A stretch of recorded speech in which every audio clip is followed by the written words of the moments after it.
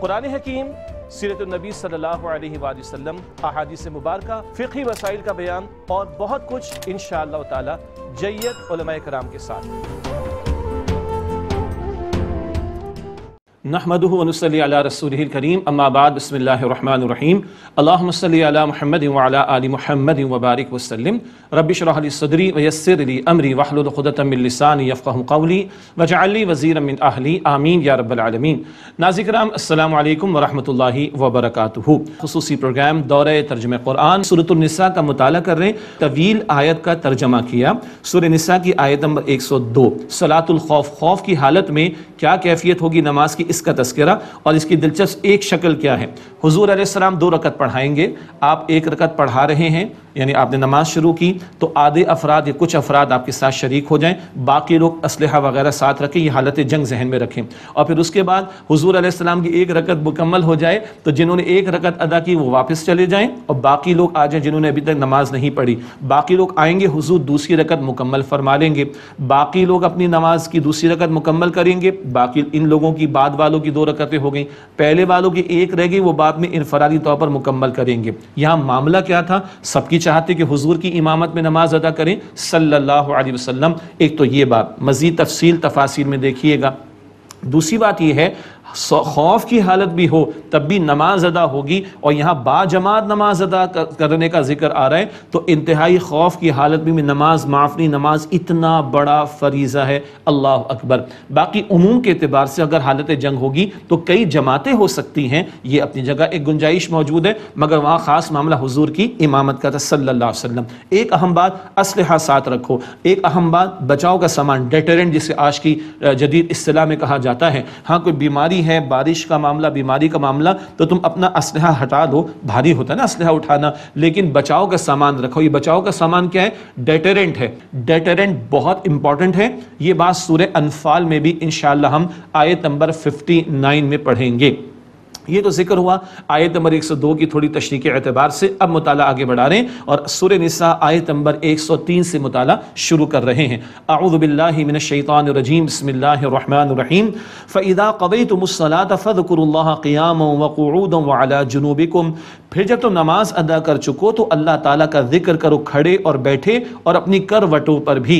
یہ نہیں کہ نماز کے بعد اللہ تعالیٰ کو بھول جاؤ، نماز کے بعد بھی اللہ تعالیٰ کا ذکر۔ نبی صلی اللہ علیہ وسلم نے نماز کے بعد کے اذکار بتائے، ان دعاؤں کا اہتمام کریں، آیت الکرسی، سورۃ الفلق، سورۃ الناس، تسبیح فاطمہ رضی اللہ تعالی عنہ، ان سب کا بھی اہتمام، اور اس کے علاوہ بھی اللہ کا ذکر۔ سورہ عنکبوت آیت 45، 21ویں پارے کا آغاز، وَلَذِكْرُ اللَّهِ اکبر، وہاں ذکر آتا ہے اللہ تعالیٰ کا ذکر، یہ سب سے بڑی بات ہے، اللہ اکبر کبیرہ۔ اس بات کی توجہ دلائی جا رہی، نماز ادا کر لی، کھڑے بیٹھے کروٹوں پر اللہ کا ذکر کرو۔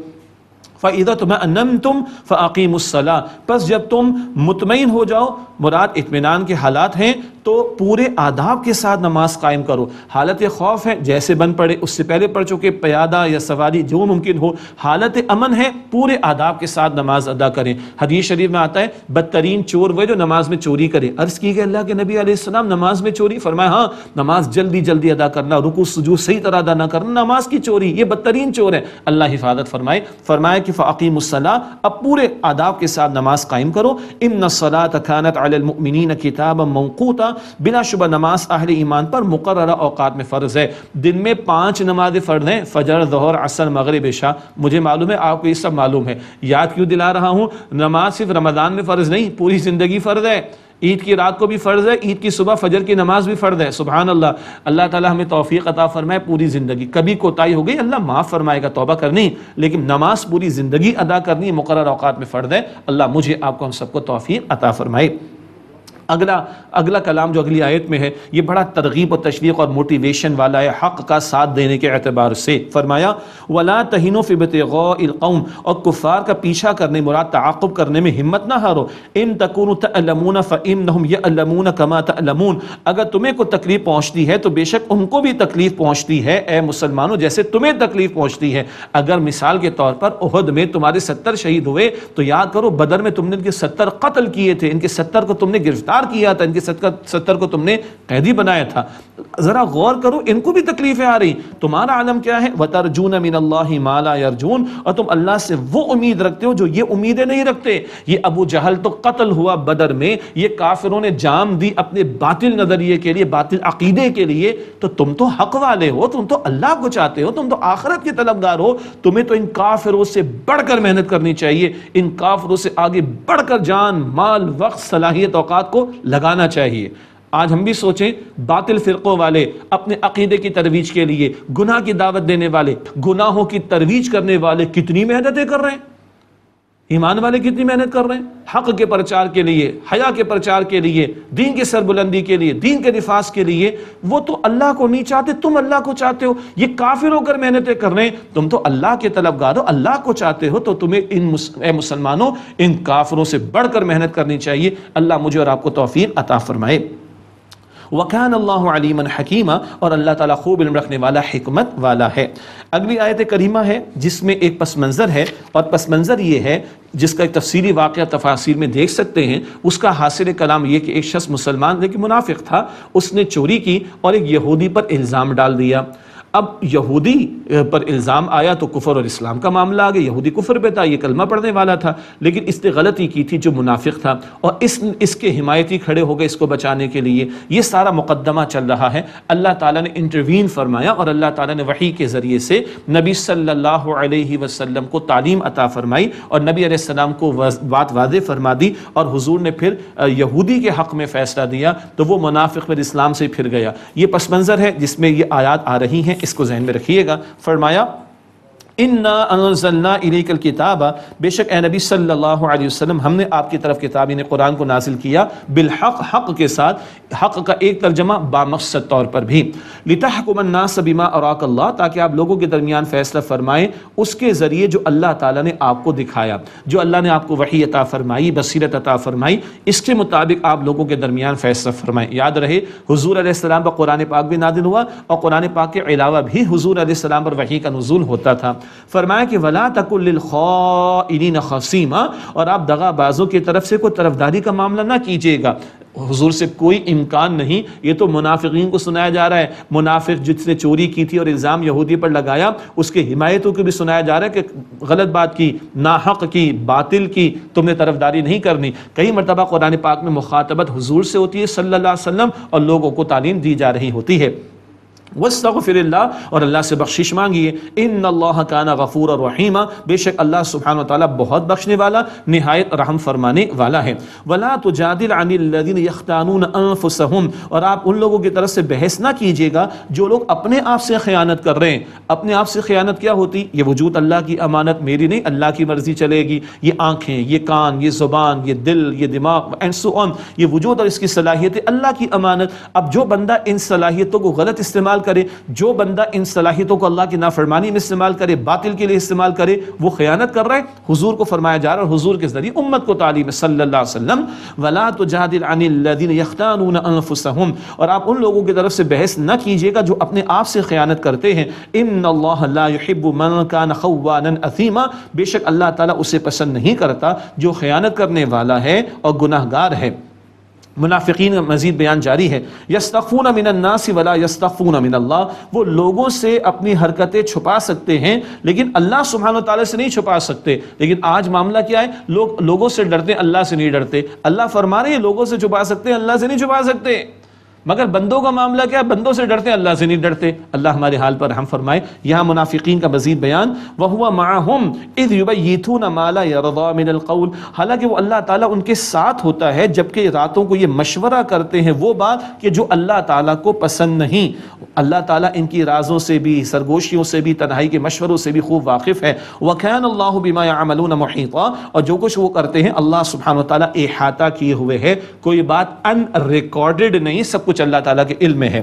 ہاں انتم ہؤلاء جادلتم عنہم فی الحیات الدنیا، ہاں سنو یہ تم ہی لوگ تو ہو جو ان کی طرف سے دنیاوی زندگی میں جھگڑا تم نے کر لیا. فمن یجادل اللہ عنہم یوم القیامت ام من یکون علیہم وکیلا، پس کون اللہ تعالیٰ کے سامنے جھگڑا کرے گا ان کی طرف سے قیامت کے دن، یا کون ان کا وکیل ہوگا؟ یہ آیت تو خدا کی قسم ہلا دیتی ہے۔ ایک تو وہ منافق تھا جو چور تھا، اس کے حمایتی کھڑے ہو گا اس کی حمایت میں اس کو بچانے کے لیے، اچھا تم دنیا میں جھگڑا کرو اس کو بچانے کے لیے، اللہ کے سامنے کون جھگڑا کرے گا، اللہ کے سامنے کون وکیل بنے گا؟ ایک تو ان کو سنا دیا گیا۔ قرآن مگر زندہ کلام ہے، بار بار میں عرض کرتا ہوں ہمارے لیے کیا ہے، یہ اس لیے میں عرض کرتا ہوں کہ قرآن پاک میں ہے، سورہ انبیاء آیت نمبر 10 فیہ ذکرکم افلا تعقلون، اس قرآن میں تمہارا ذکر، تمہاری رہنمائی، تمہارے حالات کا بیان موجود ہے، کیا تم غور نہیں کرتے، عقل سے کام نہیں لیتے؟ اللہ اکبر، آج کیسے کیسے معاملات ہیں دنیا کے اندر، آفیسز کے اندر، آفس پالیٹکس کے اندر، کسی کو بچانے کی بات، کسی کی طرح سے جھوٹی گواہی دینے کی بات، کاروبار کے معاملات میں جھوٹی گواہی دینے کی بات، ہوتا ہے کہ نہیں ہوتا؟ عدالتی کارروائیوں کے اندر کتنی مرتبہ بعض وکلاء ہوتے جو جھوٹے کیسز لڑتے ہیں، ان کو پتہ ہے کہ یہ مجرم ہے مگر اس کو بچانے کے لیے بھاری بھاری فیسیں لیتے ہیں۔ آج تو لڑ لو کسی کے جرم کو بچانے کے لیے، سزا کو بچانے کے لیے اس پر، لیکن کل اللہ کے سامنے لڑ سکو گے؟ اللہ اکبر کبیرہ۔ گنتے چلے جائیے، گھرانوں کے معاملات، کاروبار کے معاملات، حکومتی سطح کے معاملات، عدالتی کارروائیوں کے معاملات، جو جھوٹی گواہیاں دے رہا ہے، جو ظالموں کا ساتھ دے رہا ہے، جو مجرموں کی طرفداری کر رہا ہے، 2 ٹکے کمانے کے لیے دنیا کے، آج بنا دو گے قبر میں 1 ٹکا بھی نہیں جائے گا، صحیح؟ اور اللہ کے سامنے اللہ کہتا ہے اَمَّن یَکُونُ عَلَیْہِمْ وَکِیلًا، کون ان کا وکیل ہوگا اللہ تعالیٰ کے سامنے؟ اللہ خوف آخرت عطا فرمائے اور عدل کی بات کہنے، حق کا ساتھ دینے کی توفیق عطا فرمائے۔ فرمایا وَمَن يَعْمَلْ سُوءًا أَوْ يَظْلِمْ نَفْسَهُ ثُمَّ يَسْتَغْفِرِ اللَّهَ يَجِدِ اللَّهَ غَفُورًا رَحِيمًا، اور جو کوئی برا کام کرے گا یا اپنے آپ پر ظلم کرے گا پھر اللہ تعالیٰ سے بخشش چاہے گا تو اللہ تعالیٰ کو بہت بخشنے والا، رحم فرمانے والا پائے گا۔ اللہ نے توبہ کا دروازہ کھلا رکھا ہے، بڑے سے بڑا جرم بھی ہے، لے آؤ، سچی توبہ لاؤ۔ ہاں کسی کا حق ہے تو لوٹانا پڑے گا، اللہ کے حقوق ہے تو ادا کرنے پڑیں گے، سچی توبہ کی شرائط پوری کرو، اللہ غفور، اللہ رحیم ہے۔ ہاں اس کے برعکس وَمَن يَكْسِبْ إِثْمًا فَإِنَّمَا يَكْسِبُهُ عَلَى نَفْسِهِ، اور جس کسی نے گناہ کمایا تو اپنے ہی نقصان کے لیے کمایا، اس کا وبال اسی پر آئے گا۔ وَكَانَ اللَّهُ عَلِيمًا حَكِيمًا، اور اللہ تعالیٰ بہت، اور اللہ تعالیٰ خوب علم رکھنے والا، حکمت والا ہے۔ وَمَن يَكْسِبْ خَطِيئَةً أَوْ إِثْمًا ثُمَّ يَرْمِ بِهِ بَرِيئًا، اور جو کوئی خطا یا گناہ کمائے پھر اس کی تہمت لگا دے کسی بے گناہ پر، فقد احتمل بہتانا و اثما مبینا، تو اس نے بھاری بہتان اور کھلا گناہ لاد لیا، اور یہ بات اللہ کے غضب کو دعوت دینے کے لیے کافی ہے۔ یہ تو عام سی بات ہے نا، اس منافقین نے بھی یہ کیا، اس منافق نے چوری کی، یہود پر الزام لگا دیا، اور کچھ ظاہری شواہد بھی ایسے پیدا کرنے کی کوشش کی کہ لگے کہ یہودی جو ہے وہ مجرم ہے۔ بارہ تفسیر آ گئی کہ حضور علیہ السلام نے فیصلہ فرمایا اللہ تعالیٰ کی وحی کے مطابق۔ ہمارے معاملات میں کیا ہوتا ہے، گناہ کسی نے کیا، الزام کسی پر ڈالا، بائیں ہاتھ کا کھیل لوگ سمجھتے ہیں، کسی کو پھنسوا دینا، مروا دینا، کسی پر تھوپ دینا۔ اللہ کہہ رہا ہے کہ جو یہ کر رہا ہے وہ بڑا بھاری بہتان اور بڑا گناہ، واضح گناہ لاد رہا ہے، اور مراد یہ بات اللہ کے عذاب کو دعوت دینے کے لیے کافی ہے۔ فرمایا وَلَوْلَا فَضْلُ اللَّهِ عَلَيْكَ وَرَحْمَتُهُ، اور اگر اللہ تعالیٰ کا فضل نہ ہوتا آپ پر اے نبی علیہ السلام، اور اللہ کی رحمت نہ ہوتی، لَهَمَّتْ طَائِفَةٌ مِّنْهُمْ أَن يُضِلُّوكَ، تو ان کی تو ایک جماعت نے ارادہ کر ہی ڈالا تھا کہ آپ کو غلطی میں ڈالیں۔ ظاہر کے معاملات میں اس چور نے کچھ اس طرح کا معاملہ کیا کہ جو شے تھی وہ یہودی کے پاس رکھوا بھی دی، کچھ اس نے اثرات بھی چھوڑ دیے، تھیلے میں سے آٹا گرتا رہا، یہودی کے گھر تک کا معاملہ۔ یہ تفسیر آپ پڑھ لیجیے گا، تفاسیر پڑھ لیجیے گا تفاسیر میں انشاءاللہ تعالیٰ۔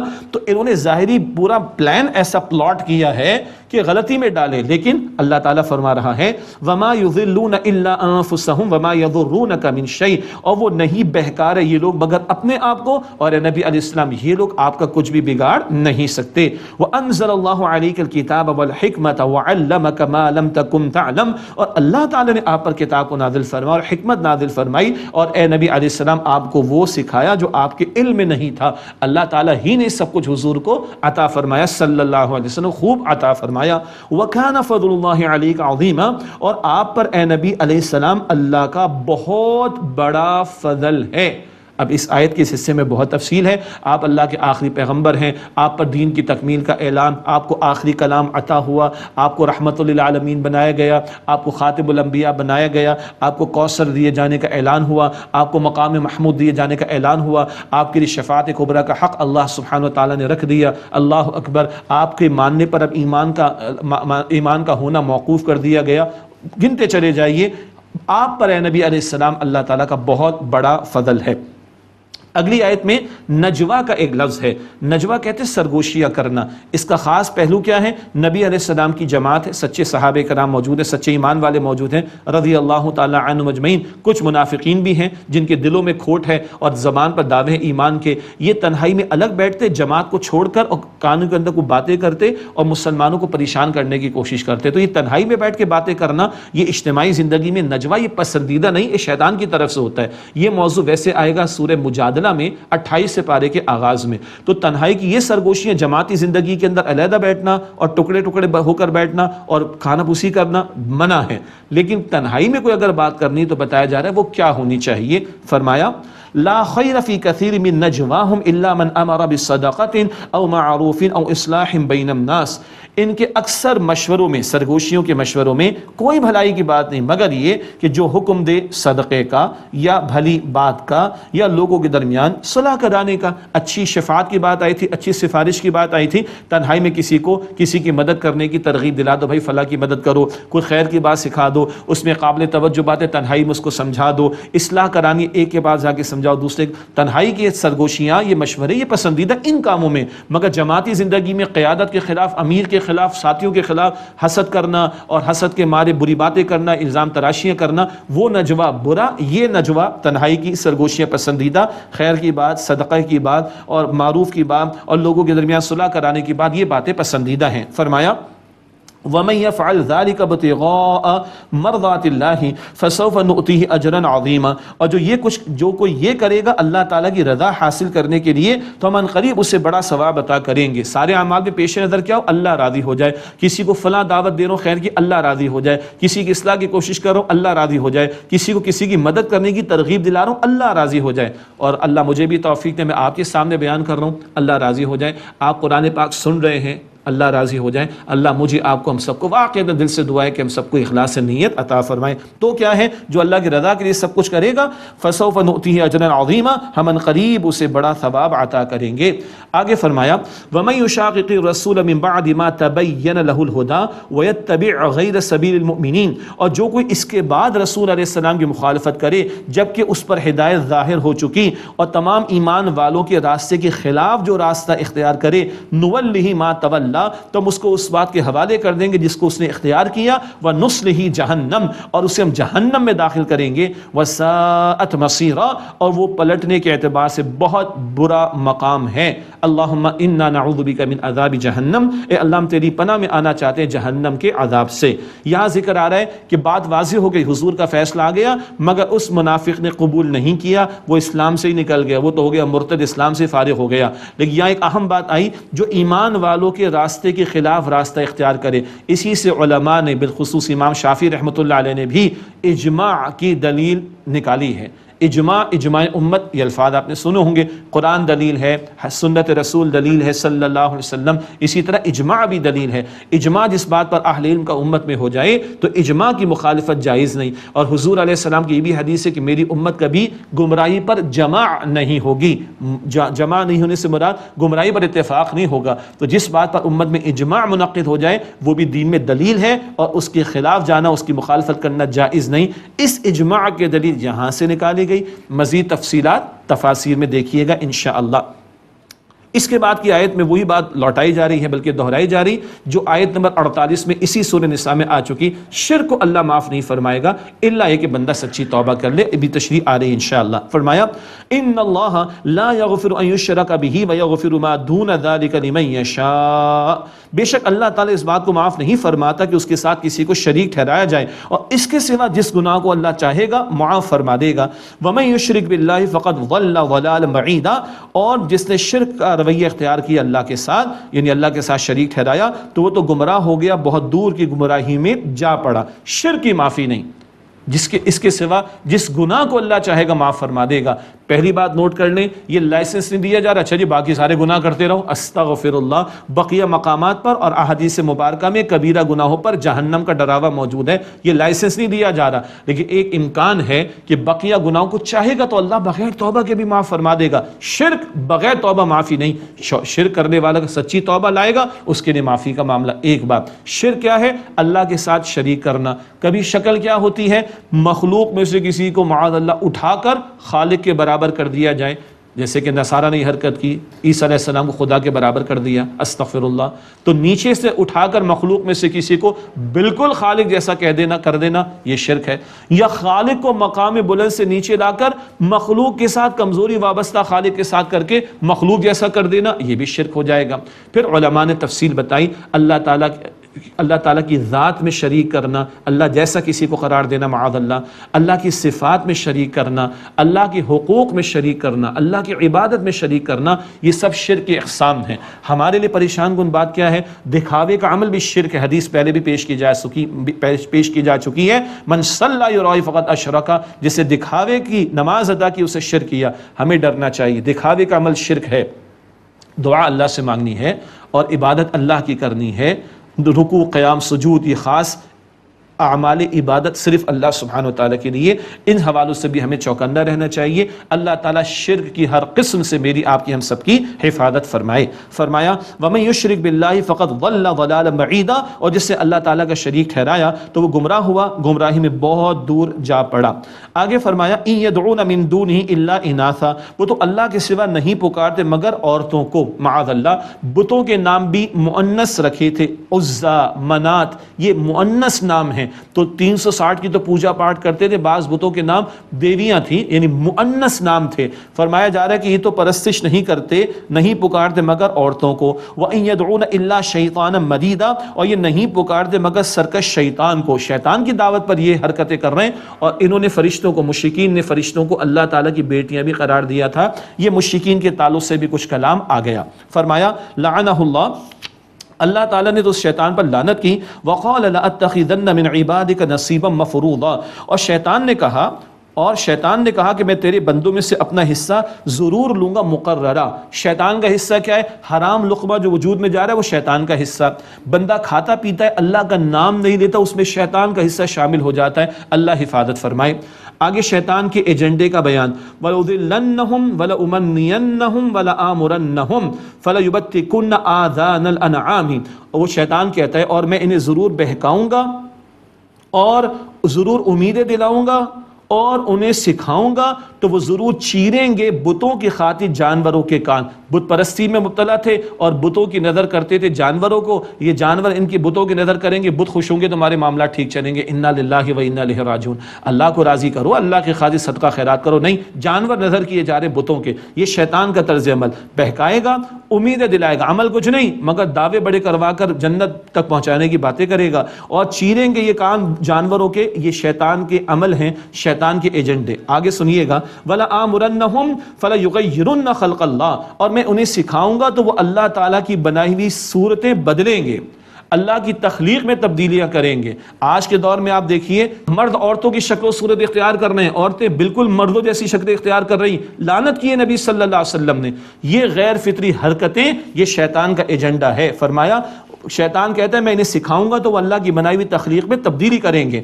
وَمَن يَتَّخِذِ الشَّيْطَانَ وَلِيًّا مِن دُونِ اللَّهِ، اور جو بنائے گا اللہ کے سوا شیطان کو دوست، فقد خسر خسرانا مبینا، تو وہ واضح نقصان میں پڑ گیا۔ یعیدہم ویمنیہم، وہ شیطان ان کو وعدے دیتا ہے اور امیدیں دلاتا ہے۔ وما یعیدہم الشیطان الا غرورا، اور شیطان تو انہیں وعدے نہیں دیتا سوائے دھوکے اور فریب کے۔ شیطان فریب کے وعدے کرتا ہے، رحمان سچے وعدے کرتا ہے۔ ہم کس کی دعوت قبول کر رہے ہیں؟ شیطان کی حرکتوں کا کچھ ذکر میں نے کر دیا۔ اللہ ہمیں ان حرکتوں سے بچائے، ہمارے ایمان و حیا کی حفاظت کرے۔ اولئک مأواہم جہنم، یہ وہ لوگ ہیں جن کا ٹھکانہ جہنم ہے۔ ولا یجدون عنہا محیصا، اور وہ اس سے بھاگنے کی کوئی جگہ نہیں پائیں گے۔ اللہ تعالیٰ جہنم کے عذاب سے ہم سب کی حفاظت فرمائے۔ اللہ تعالیٰ دین سے محبت عطا فرمائے، دین پر یقین عطا فرمائے، دین کو سیکھنے کی توفیق دے اور دین پر عمل کی توفیق دے، اور دین کی دعوت اور دین کے نظام کے قیام کی جد و جہد کی ہمیں توفیق عطا فرمائے۔ آمین یا رب العالمین۔ وآخر دعوانا الحمد للہ رب العالمین، والسلام علیکم ورحمۃ اللہ وبرکاتہ۔